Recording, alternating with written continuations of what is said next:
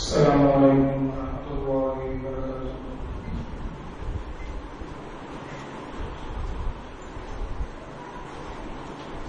الحمد لله رب العالمين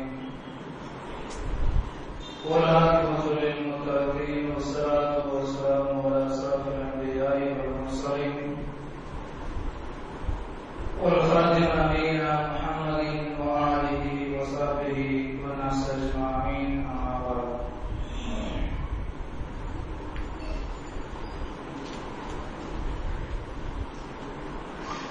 எல்லாம் அல்ல அல்லாஹ்வுடைய நல்லடியார்களே, கண்ணியமிக்க இஸ்லாமிய சகோதரர்களே, அல்லாஹ்வுடைய பெருங்கிருபையினால் தொழுகையை நிறைவு செய்துவிட்டு கிடைக்கக்கூடிய நன்மையை எதிர்பார்த்தவனமாக இங்கு அமர்ந்திருக்கிறோம்.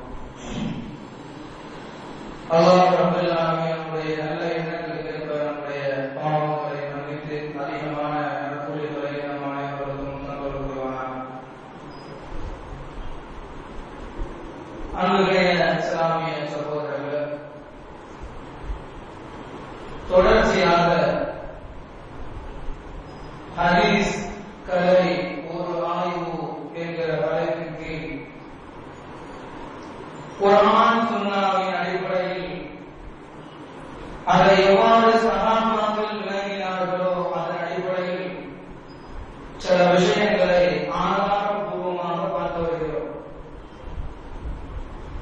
அந்த அடிப்படையில் இந்த வாரம் கடந்த வாரத்தினுடைய தொடர்ச்சியாக கடந்த வாரத்தில் ஹதீஸ் கலை என்றால் என்ன, இமாம்களுடைய வரலாறுகள், இமாம்களுடைய திறமைகள், எந்த அளவுக்கு ஹதீஸ்கள் தொகுக்கப்பட்டன, சஹீஹ் லைஃப் என்றால் என்ன என்கிற விஷயத்தை மிகவும் சுருக்கமாக நாம் பார்த்தோம். இந்த வாரத்தில் நாம் பார்க்க இருக்கக்கூடிய தலைப்பு வழிகட்ட கொள்கைகள்.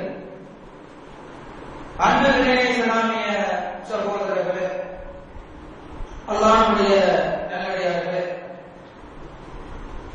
வழிகட்ட கொள்கைகளை பொறுத்தவரை ஆரம்பத்தில் குர்ஆனையும் சுன்னாவையும் நாங்கள் பின்பற்றுகிறோம் என்று சொல்லி, மார்க்கத்திலேயே உறுதியாக இருக்கிறோம் என்று சொல்லி, மார்க்கத்தை விட்டு தரம் புரண்டுகிறதுதான். இது எந்த காலத்திலிருந்து உருவாக்கப்படுகிறது என்று சொன்னால், குறிப்பாக நபிகள் நாயகம் ஸல்லல்லாஹு அலைஹி வஸல்லம் அவர்கள் இருந்ததற்கு பிறகு இந்த விஷயத்தில் ஆரம்பித்து விடுகிறது. இருப்பினும் உஸ்மான் ரலியல்லாஹு அவர்கள் கொலை செய்யப்பட்டதற்கு பிறகு இது அதிகமாகிறது. அதுபோல வரலாறுகளை நாம் பார்க்கும் பொழுது அலி ரலியல்லாஹுடைய காலத்தில் ஷியாக்கள் உருவாகிறார்கள். வழிகட்ட கொள்கைகள் என்று சொல்லக்கூடிய ஷியாவாக இருந்தாலும் சரி, முஅத்தஸிலாவாக இருந்தாலும் சரி, ஹவாரிஜியாக இருந்தாலும் சரி, இது போன்ற எந்த ஒரு வழிகட்ட கொள்கையாக இருந்தாலும் சரி, இதற்கு பிறகுதான் தலை தோன்ற ஆரம்பிக்கிறது. இந்த கொள்கைகள் தான் நாம் எடுத்துக் கொண்டோம் என்று சொன்னால், ஆரம்பத்தில் குர்ஆன் சுன்னா, அல்லாஹ்வுடைய வேதமாக இருக்கக்கூடிய குர்ஆன் தான், பெருமானார் ஸல்லல்லாஹு அலைஹி வஸல்லம் அவருடைய ஹதீஸ் தான் என்று சொல்லி வந்தவர்கள் தான் நாளையில் தாம் போடுகிறார்கள். எந்த லெவலுக்கு மாறிவிடுகிறார்கள் என்று சொன்னால், படைத்த ரப்பாகவே மனிதனை நினைக்கக்கூடிய அளவுக்கு மாறிவிடுகிறார்கள். அவர்கள் கடவுளாகவே ஆக்கிவிடுகிறார்கள். எந்த அளவுக்கு சொல்லி காட்டுகிறார்கள் என்று சொன்னால், வானத்தில் இடி இடித்தால் அது அருகில் சாட்டையினால் அடிக்கிறார்கள் என்று சொல்லக்கூடிய அளவுக்கு இஸ்லாமியர்கள் மாற்றப்பட்டார்கள். வானத்திலிருந்து மழை பொழிந்தால் அது அமெரிக்காவுடைய கட்டளை என்று சொன்னார்கள். இதுபோல எண்ணற்ற விஷயங்களை காட்டி ஒரு மனிதனை கடவுளுடைய தன்மையின் அளவுக்கு கொண்டு போனார்கள் சூஃபியாக்கள்.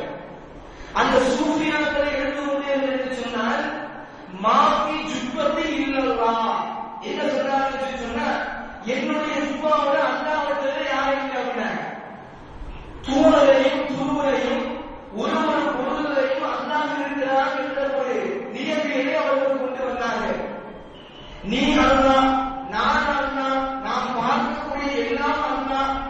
நீ கடவுள் நான் கடவுள், உன்னை நீ அறிந்து கொண்டால் நீ கடவுளை அறிந்து கொண்டால், இது போன்ற தத்துவங்களை எல்லாம் பேசிக்கொண்டு இஸ்லாமினுடைய சாயம் என்று சொல்லி இஸ்லாம் சொல்லித்தராத விஷயங்களை எல்லாம் கொண்டு வந்து காட்டினார்கள். இதற்கு பிறகு இந்த விஷயங்கள் எல்லாம் கலையெடுக்கப்பட்டது. இவர்கள் எல்லாம் வழிகட்ட கூட்டம் என்று உலமாக்களால் பத்துவா கொடுக்கப்பட்டது. இவர்கள் எல்லாம் வழிகட்ட கொள்கைகளை உடையவர்கள் என்று மார்க்க தீர்ப்பு அளிக்கப்பட்டு அவர்களை சமூகம் ஒதுக்கி வைத்தது. இது ஒரு விஷயம். அதற்கு பிறகுதான் காந்தியாளர்கள், கதிரியாக்கள், இது போன்ற பல கூட்டங்கள், இஸ்லாத்தை விட்டு வெளியேறிய பல கூட்டங்கள் உருவாகியது. இந்த கூட்டம் எல்லாம் ஆரம்பத்தில் சொன்ன ஒரு விஷயம் என்னவென்று சொன்னால் குர்ஆன் தான், ஹதீஸ் தான், இந்த வார்த்தையெல்லாம் சொன்னாங்க. நாளடைவில் ஹதீஸ்களின் முறைகளை காண ஆரம்பித்தார்கள். தான் நபி என்று சொன்ன ஒரு கூட்டம் உருவாகிறது. ஹதீஸ்களின் முறைகளை காண்பித்து சஹீஹான ஹதீஸ்கள் எல்லாம் லைஃப்கள் என்று முறையிட்டார்கள். இவைகள் எல்லாம் குர்ஆனுடைய வசனங்களை மோதக்கூடியவை என்று சொன்னார்கள். இந்த குர்ஆனுக்கு மோதக்கூடிய சஹீஹான ஹதீஸாக இருந்தாலும் சரி, அந்த ஹதீஸ்களை புறக்கணிக்க வேண்டும் என்று முடிவெடுத்தார்கள். அந்த ஹதீஸ்களை பின்பற்றக்கூடாது என்று சொன்னார்கள். சஹாபாக்களை குறை சொன்னார்கள், சஹாபாக்களை திட்ட ஆரம்பித்தார்கள். தொடர்ச்சியாக படிப்படியாக ஒன்றன் பின் ஒன்றாக இந்த காரியங்களை தொடர செய்து பெருமானார் ஸல்லல்லாஹு அலைஹி வஸல்லம் அவர்கள் மீது குறைகளை சொல்ல முடியாது. அப்படி சொன்னா ஒருத்தரும் அவரை விட்டு செய்ய மாட்டார். பெருமானார் ஸல்லல்லாஹு அலைஹி வஸல்லம் அவர்கள் மீது குறை சொல்ல ஆரம்பித்து விட்டார் என்று சொன்னால் எந்த ஒரு முஸ்லிமும் பொறுத்திருக்க மாட்டார். அதனால பெருமானார் ஸல்லல்லாஹு அலைஹி வஸல்லம் அவர்களுடைய அந்த சொல் செயல் அங்கீகாரம் என்று சொல்லப்படக்கூடிய அந்த சுன்னத்தில் ஹதீஸில் கையை வைக்க ஆரம்பித்தார்கள். இப்படியே பல விஷயங்கள் தொடர்ந்து கொண்டிருக்கிறது. இவர்களுடைய வழிமுறைகள் தான் என்ன? இவர்கள் என்னென்ன ஹதீஸ்களை எல்லாம் புறக்கணித்தார்கள், லைஃப் என்று சொன்னார்கள். சஹீஹாக இருந்தாலும் கூட குர்ஆனுக்கு முரண்படுகின்ற எந்தெந்த ஹதீஸ்களை எல்லாம் காட்டினார்கள் என்பதை தான் நாம் பார்த்து வருகிறோம். அன்றைய இஸ்லாமிய சகோதரர்களே, இது நான் புதிதாக பேசக்கூடிய ஒரு தலைப்பு கிடையாது. முதல்ல அவர்கள் புரிஞ்சுக்கிறோம். இது புதிதாக நான் பேசக்கூடிய ஒரு தலைப்பு கிடையாது. எத்தனையோ ஆண்டுகளாக, அதாவது ஷியாக்கள், முஅத்தஸிலாக்கள், ஹவாரிஜிகள், சூஃபியாக்கள், இவர்கள் எல்லாம் எப்போ உருவானார்களோ அந்த காலகட்டத்தில் இருந்து உலமாக்கள் பேசிக் கொண்டு வரக்கூடிய ஒரு தலைப்பு தான். இதோ நான் இந்த திட்டச்சேரியில நானும் போய் 5 வருஷம் படிச்சு வந்து திட்டச்சேரியில முதல்ல உலகத்திலேயே நான் தான் முதல்ல பேசுறேன் அப்படின்னு சொல்லி கூட நீங்க நினைச்சிக்க கூடாது. இந்த விஷயத்தை பொறுத்தவரை உலகத்தில் 700-800 ஆண்டுகளுக்கு மேலாக, குறிப்பாக அதற்கு மேல எப்படி ஷியாக்கள் தோன்றினார்களோ அந்த நாளிலிருந்து இதெல்லாம் பேசப்பட்டு வருகிறது. இந்த விஷயத்தை பற்றி பேசும் பொழுது சிலருக்கு கோபம் கொண்டு கொண்டு வருகிறது. என்னடா இது, ஷியாக்கள் சொல்லிட்டான், முஅத்தஸிலா சொல்லிட்டான். நாம் பேசக்கூடிய விஷயம் என்னவென்று சொன்னால் யாரையும் குறிப்பிட்டு பேசவில்லை. மார்க்கம் சொல்லக்கூடிய விஷயத்தை, மார்க்கம் கட்டளையில் இருக்கக்கூடிய விஷயத்தை தான் நாம் பேசுகிறோம். ஒரு விஷயத்தை புரிந்து கொள்ள வேண்டும். அவுலியாவும் இல்லா, அல்லாஹ்வுடைய இறை நேசர்கள் இதற்கு கோபப்பட மாட்டார்கள். ஏன் என்று சொன்னால் இது எல்லாம் வழிகிட்ட கூட்டம், ஷைத்தானுடைய கூட்டம். இந்த ஷைத்தானுடைய கூட்டத்தை பற்றி பேசும் பொழுது அவுலியாவும் இல்லா, அல்லாஹ்வுடைய உண்மையான இறை நேச செல்வர்கள் கோபப்பட மாட்டார்கள். என்ன செய்வார்கள் என்று சொன்னால் சந்தோஷப்படுவார்கள். ஓஹோ, முஅத்தஸிலாவை பற்றி அடையாளம் காட்டுகிறார்கள், சமூகத்தில் தேவைதான். ஷியாக்களை பற்றி சமூகத்தில் அடையாளம் காட்டுகிறார்கள், இது தேவைதான் என்று சந்தோஷப்படுவார்கள். ஆனால் எங்களை பார்த்து குறை சொல்லிவிட்டார்கள் என்று சொல்லி சிலர் யாரும் கிடைக்க வேண்டிய அவசியம் கிடையாது. இன்றைக்கு யார் இந்த விஷயத்தை வெளிப்படையாக சொல்லுகிறார்களோ அவர்களை தான் இவர்கள் முஷ்ரிக் என்று சொல்கிறார்கள். சூரியத்தை நம்புகிறார்களா? சூரியத்தை இவர்கள் நம்புகிறார்களா? நம்பினார்கள் என்று சொன்னால் இவர்கள் முஷ்ரிக் என்று சொல்றாங்க. அந்த முஷ்ரிக்கு பின்னாடி இருந்து தொழாதீர்கள் என்று சொல்றாங்க. நாமும் இல்லாத சூரியத்தை நம்பினா முஷ்ரிக் இணை வைக்கக்கூடியவனா? அப்படி இணை வைக்கக்கூடிய அந்த இமாம்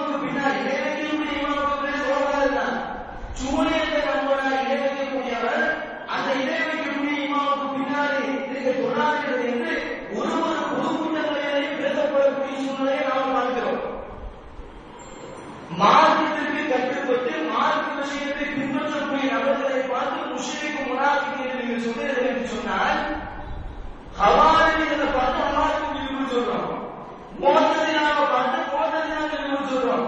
இதற்கு ஏன் கோபம் வர வேண்டும்? 40-50 பக்கம் புத்தகத்தை பார்த்து கொண்டு யாரோ ஒரு நபர் எழுதிய ஒரு புத்தகத்தை பார்த்து கொண்டு இந்த புத்தகத்தினுடைய விஷயம்தான் நமக்கு அருளப்பட்ட வேதம் என்பதை போல நினைத்து கொண்டு மார்க்கத்தை பின்பற்றாமல் மார்க்கத்தை புரியாமல் இன்றைக்கு இருந்து கொண்டிருக்கக்கூடிய சூழலை நாம் பார்க்கிறோம். என்ன செய்கிறார்கள் என்று சொன்னால், எழுந்தா எழுப்புக்கு வாரத்துக்கு வழியா விவாதம் பண்ணுவோம் வரையா இந்த மாதிரி கேள்விகள் இந்த இஸ்லாமிய சமூகத்தில் அதிகரித்து கொண்டிருக்கிறது. நல்லா யோசித்து பார்க்கணும். புகாரியுடைய ஹதீஸ் மொத்த ஹதீஸை நாம் படிச்சிருக்கிறோமா? புகாரியுடைய மொத்த ஹதீஸ் அது ஹதீஸ் இருக்குல்ல, 7 பாகத்தை நம்ம உட்கார்ந்து படிச்சிருக்கிறோமா? ஒரு பாகத்தை முழுமையாக படிச்சிருக்கிறோமா? கிடையாது. ஹதீஸுடைய கலைகள் என்ன? ஒரு சின்ன விஷயத்தை புரிந்து வச்சிருக்கிறோமா? கிடையாது. ஆனா அதையா விவாதத்துக்கு சுபஹானல்லாஹ் தெரிஞ்சாங்க. ஒரு விஷயத்தை புரிந்து கொள்ளுங்க. ஒரு டாக்டர் இருக்க, ஒரு இன்ஜினியர் இருக்க, அந்த இன்ஜினியர் போய் கேட்கிறாரு, டாக்டர் எனக்கு ஆபரேஷன் பண்ண சொல்லி கொடுங்க, எனக்கு சொல்லி தரணும் அப்படின்னு சொல்லி கேட்கிறாரு. அவர் சொல்லி கொடுத்தா புரியுமா? புரியாது. ஏன்னா இவருடைய ஃபீல்டு இருக்கிறது, அவருடைய ஃபீல்டு இருக்கிறது. அதே டாக்டர் எனக்கு கட்டத்தில் இருக்கக்கூடிய ஒரு கலையை கற்றுக்கூட இன்னைக்கு கூட எனக்கு தெரிஞ்சாகும் அப்படின்னு சொல்லி கேட்கறதுன்னா லூசு சொல்லுவோம். நம்முடைய வாழ்க்கையில சொல்லுவோம், பைத்தியக்காரன்னு சொல்லுவோம். மார்க்க விஷயம் என்பது விளையாடக்கூடிய ஒரு விஷயம் கிடையாது. மார்க்கம் என்பது 5 வருடங்கள் 7 வருடங்கள் உட்கார்ந்து படித்தாலும் கூட ஒரு சொத்து அளவுதான் நாம் படிச்சிருக்கிறாங்க அர்த்தம். கடல் அளவு மார்க்கம் இருக்கிறது, அதில் ஒரே ஒரு சொத்து அளவுதான் நம்ம மார்க்கத்தை படித்திருக்கிறாங்க என்பது அர்த்தம். அவன் 7 வருஷம் கிடையாது, 10 வருஷங்களே அவன் வாழ்நாள் முழுக்க உட்கார்ந்து படித்தாலும் கூட அல்லாஹ்வுடைய அந்த மார்க்க விஷயத்தில் ஒரே ஒரு சொத்தினுடைய ஒரு சொத்து இருப்பதான் நம்முடைய மண்டையில் இருக்கிறது என்று அர்த்தம். யாராலும் அதற்கு பெரிய உலகங்களாக இருக்க முடியாது. பெரிய லெவலில் கற்றுக்கிட்டு மார்க்கத்தை ஃபுல்லா தெரிஞ்சுக்கிறேன் சொல்லிவிட்டு யாராலும் சொல்ல முடியாது. அதற்கு அந்த விஷயத்தை புரிந்து கொள்ள வேண்டும். இவர்கள் ஒரு விஷயத்தை நம்ம தாவம் சொன்னா, ஒரு விஷயத்தை பர்டிகுலரா எடுத்து சொல்லுகிறோம் என்று சொன்னால் அந்த தனிநபரை பற்றி 1000 விமர்சனம் பண்றாங்க. அவர் சரியா, அவர் இதை செய்கிறாரா, இவர் இதை செய்கிறாரா, அவர் அப்படியா, இவர் இப்படியா. மார்க்க விஷயத்தை பேசுறா, மார்க்க விஷயத்தை பேசுது. தனிப்பட்ட விஷயம் 1000 குறை வரும். அப்படிதானே? என் மேல 1000 குறை வரும். நானும் மனுஷன், மலக்கு உணர்ற மனுஷன். மனுஷன் போது எல்லா மனிதர்களையும் 1000 குறைகள் இருக்கும். ஆனால் ஹதீஸுக்கு முறையான முறையில் பதிலளிக்கக்கூடிய ஒரு திறனாளி இருக்கிற அவங்களிடத்தில் நல்லா புரிந்து கொள்ள வேண்டும். இந்த ஹதீஸை விளக்கக்கூடியவர்கள், இந்த ஹதீஸை நயம் என்று சொல்லக்கூடியவருடைய நிலைமைகள் எல்லாம் தங்களுடைய கொள்கை மட்டும்தான் இந்த உலகத்தில் பேசப்பட வேண்டும் என்று நினைக்கிறாங்க. யாரை பற்றி பேசக்கூடாது, வேற யாரை பற்றி பேசுறது அவங்களுக்கு புரியாது. அவருடைய கொள்கையை மட்டும்தான் உலகம் மூலம் வரணும், அவருடைய கொள்கை மட்டும்தான் உலகத்தில் இருக்கக்கூடிய எல்லா உலகங்களும் பேச வேண்டும் என்று நினைக்கிறார்கள். நீதி பேசினான்னு சொன்னா உடனே விவாதம் வரையா. அதற்கு ஒரு உதாரணத்தை காட்டுகிறார். இப்ராஹிம் அலைஹிஸ்ஸலாம் அவர்கள் விவாதம் செய்தார்களா? அந்த மனிதர்கள் போய் விவாதம் செய்யறாங்க இல்லையா? படைக்கிறவங்க புத்தி விவாதம் செய்யறாங்க. அதற்கு முறையில் என்ன செய்யறாங்க? விவாதம் செய்கிறாங்க. என்ன விவாதம் செய்யறாங்க? என்னுடைய ரப்ப உயிர் கொடுப்பான், கடமையை செய்வான். அவன் உடனே 2 பேரை கூப்பிட்டு முத்தாத்தனமா ஒரு காரியத்தை செய்யறான். 2 பேரை கூப்பிட்டு ஒருத்தரை கட்டிட்டு ஒருத்தரை உயிரை கொடுத்து பத்தியா ஒருத்தரை உயிரை கொடுத்த ஒருத்தவனை அடிச்சிட்டேன் அப்படின்னு சொல்றான். முத்தாத்தனமா ஒரு காரியத்தை பண்றான். உடனே இப்ராஹிம் அலைஹிஸ்ஸலாம் அவர்கள் மீண்டும் ஒரு வார்த்தைகளை சொல்லுகிறார்கள். சூரியன் அந்த பக்கத்தில் உயிர் வைக்கிறான், இந்த பக்கத்தில் மழை செய்யறான். அதன் மாதிரி நீ என்ன செய்ய, இந்த பக்கத்தில் உயிர் வச்சு அந்த பக்கத்தில் மழை செய்ய.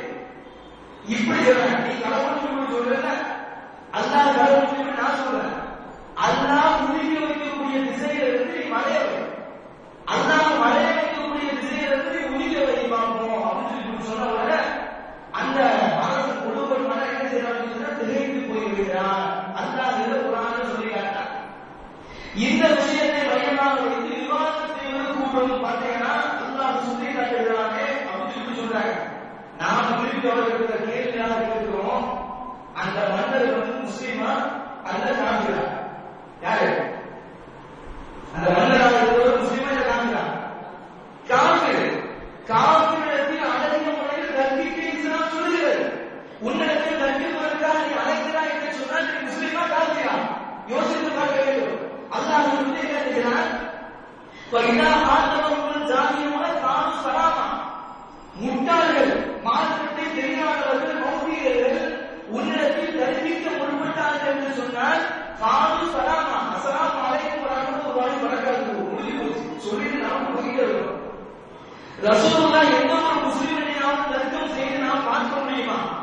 ஒரே ஒரு ஆதாரத்தை நம்மால் காட்ட முடியுமா? ரசூலுல்லாஹ் அலைஹிஸ்ஸலாம் அவர்கள் ஒரு முஸ்லிமை கூப்பிட்டு வச்சு, அப்பா இது கூடுமா கூடாதா?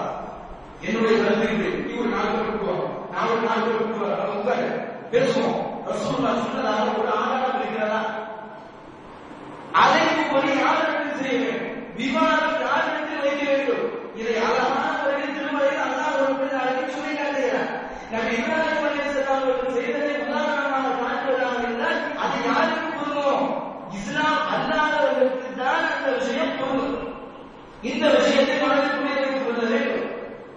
அடுத்தபடியாக என்று சொன்னால் சலீமான ஹதீஸ்களை லைஃப் இல்ல சலீமாக இருந்தாலும் கூட குர்ஆனுடைய வசனத்துக்கு முரண்பட்டது என்று சொன்னால் அதை எடுத்துக்கொள்ள கூடாது என்று சொல்கிறார்கள்.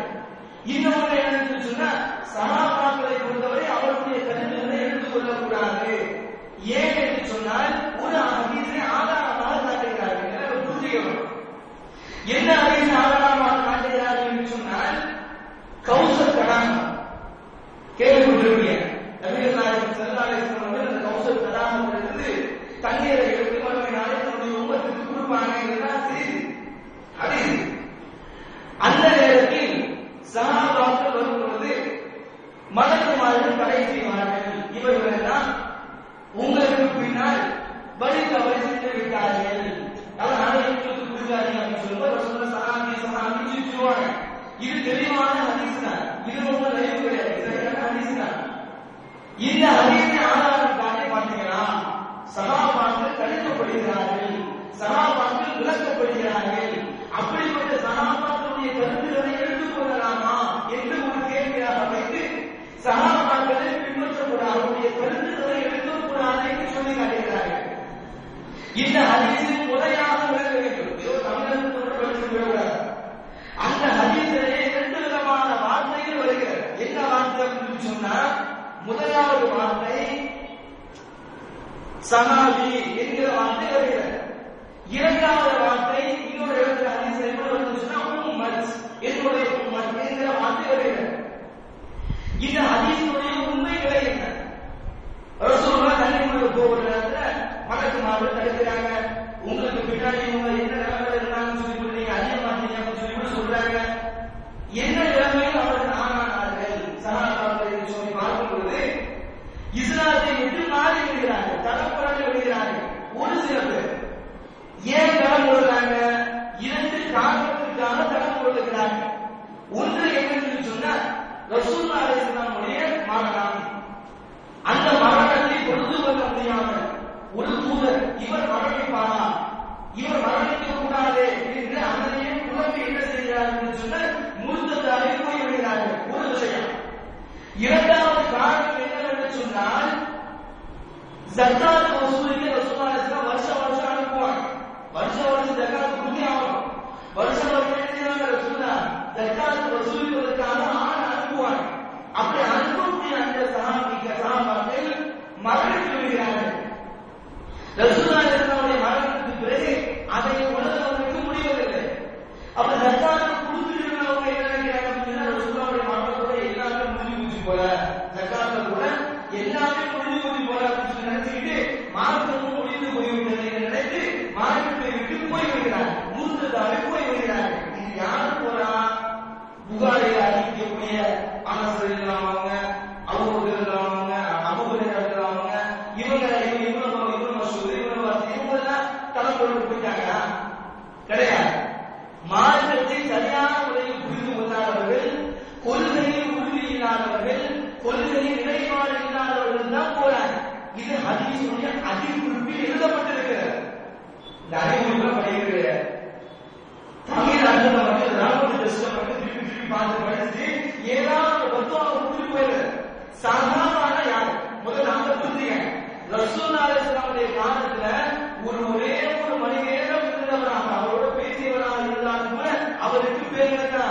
ஹதீஸுடைய இஸ்திலாஹ்ல சஹாபா என்றதுதான் பேரு. ஒரே ஒரு மணி நேரம், ஏன்னா அதுக்கு குறைவா பக்கத்துல உட்கார்ந்து பேசிட்டு ஈமான சொல்லிட்டு இஸ்லாத்தை சொல்லிட்டு பையன் சொல்லிட்டு சொல்லிட்டு போயிட்டாரு அப்படின்னு சொன்னா 10 நிமிஷம் தான் குறை இருக்கிறாரு, 10 நிமிஷம் தான் பேசிருக்கிறாருன்னு சொன்னா கூட அவர் சஹாபா. அந்த ஹதீஸினுடைய விளக்கம் இந்த விளக்கம் தான், இதுதான் விளக்கம். இன்னைக்கு எப்படி இது புரட்டப்படுகிறது என்று சொன்னால் பல்வேறு காரணங்களை சொல்லி பல்வேறு நிலைப்பாடுகளை சொல்லி இப்படியெல்லாம் கிடையாது, இப்படித்தான், அப்படியெல்லாம் கிடையாது, இப்படித்தான் என்று எங்களுக்கு புதுசு புதுசான விளக்கங்களை கொடுத்து தலைமையாக மக்களை மாற்றுகிறார்கள். உண்மைகளை எடுத்து சொன்னா மக்களை நீங்க குழப்பறீங்க அப்படின்னு சொல்லி சொன்னாங்க. நாங்க குழப்பம் எங்க கொள்கையை நாங்க சொல்றோம், உங்க கொள்கையை நடப்படலாமா, எங்க கொள்கையை நாங்க சொல்றோம், உங்க கொள்கை மட்டும்தான் இந்த உலகத்துல பரப்பப்படணும்னு நினைச்சா இது எந்த விதத்துல நியாயம்? உலகத்துல அவரவர் கொள்கையை பரப்புவதற்கு உரிமை இருக்கிறது. இது சத்திய கொள்கை, உண்மையான மாற்றம். எந்த அடிப்படையில் இதை பரப்ப வேண்டுமோ அந்த அடிப்படையில் பரப்புவது ஒவ்வொரு மூமியிலும் கட்டாய கடமையாக இருக்கிறது. இதை எப்படி பரப்புறாங்க, இதை எப்படி சொல்றாங்க? உண்மைகளை அறிந்து கொள்கிறது, யாரை யாரும் பின்பற்றி இருந்து கொள்கிறார். மௌத்தாவுக்கு கபர் வந்து வச்சதுக்கு அப்புறம் எனக்கு என்னுடைய ஜமாத்துடைய அமீர் வந்து பதில் சொல்லப்படுறா, என்ன நான் மௌத்தாயிட்டேன், என்ன கபர் தூக்கி வச்சுட்டாங்க, வச்சதுக்கு பின்னாடி இந்த ஜமாத்துடைய தலைவர் துணை தலைவர் வந்து என்ன பதில் சொல்லப்படுறா? அல்லாத இவர் என் ஜமாத்துல உள்ளவர், என் பள்ளியில இமாம் இருந்தாரு, குரான் சொல்லியிருந்தாரு, இவரை காப்பாற்றுறியா அப்படின்னு சொல்லி பதில் சொல்லப்படுறாங்க. இல்ல ஜாதி ஜமாத்துல இருந்து வந்துட்டு எனக்கு பதில் சொல்லப்படுறாங்க. ஜாதி அமைப்பு தமிழகத்திலிருந்து சென்னையிலிருந்து வந்து இவர் வந்து ஜாதி அமைப்பு உள்ள ஒரு இமாம், இவரை வந்து அல்லாத காப்பாற்று அப்படின்னு சொல்லி சொல்லப்படுறாங்களா? கிடையாது. நம்ம குடிக்கு நம்ம தான் பதில் சொல்லி ஆகணும். நம்மளை குடிக்கு போட்டு அவன் போயிடுவான். போனதுக்கு பின்னாடி பதில் சொல்ல போறது யாருன்னா நம்ம தான் பதில் சொல்லி ஆகணும். அல்லாஹ்விடத்துல பதில் சொல்ல போறது நாம.